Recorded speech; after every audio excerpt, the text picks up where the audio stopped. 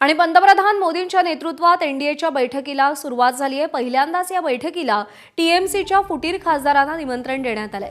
Nationalist citizens party of इंडियाला या बैठकीचं निमंत्रण आहे आणि एनसीपीआयचे खासदार या बैठकीला पोहोचल्याची माहिती मिळते आहे।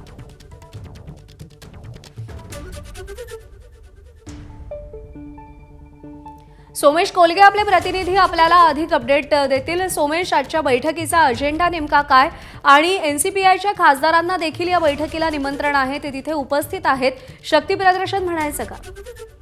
आज मंगल मिलन म्हणून एनडीएच्या सर्व खासदारांची बैठक बालयोगी सभागृहामध्ये आयोजित करण्यात आलेली आहे। विशेष म्हणजे या अधिवेशनातली ही अशी दुसरी बैठक आहे। यापूर्वी सुद्धा गेल्या आठवड्यामध्ये मंगळवारी अशाच पद्धतीने पंतप्रधान नरेंद्र मोदींनी एनडीएच्या सर्व खासदारांना संबोधित केलं होतं आणि त्यानंतर आता पंतप्रधान नरेंद्र मोदींच्या अध्यक्षतेखाली ही एनडीएच्या खासदारांची दुसरी बैठक आहे। निश्चितच या बैठकीला पार्श्वभूमी आहे ती कॉक्रोच जनता पार्टीचं आंदोलन, त्यातून झालेला धर्मेंद्र प्रधानांचा राजीनामा आणि त्यानंतर होत असलेली ही पहिली बैठक आहे। त्यामुळे या बैठकीला वेगळं विशेष महत्व निश्चितच आहे आणि त्यासोबतच टीएमसीचे जे खासदार 20 खासदार जे एनसीपीआय म्हणजे national citizen party of India मध्ये गेले होते, त्या एनसीपीआय पक्षातील या 20 खासदारांना एनडीएचे खासदार म्हणून या बैठकीमध्ये निमंत्रण आहे।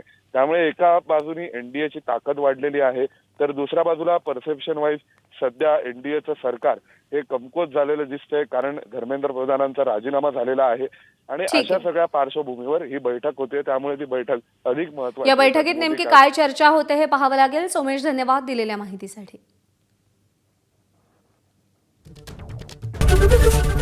एबीपी माझा, उघडा डोळे बघा नीट।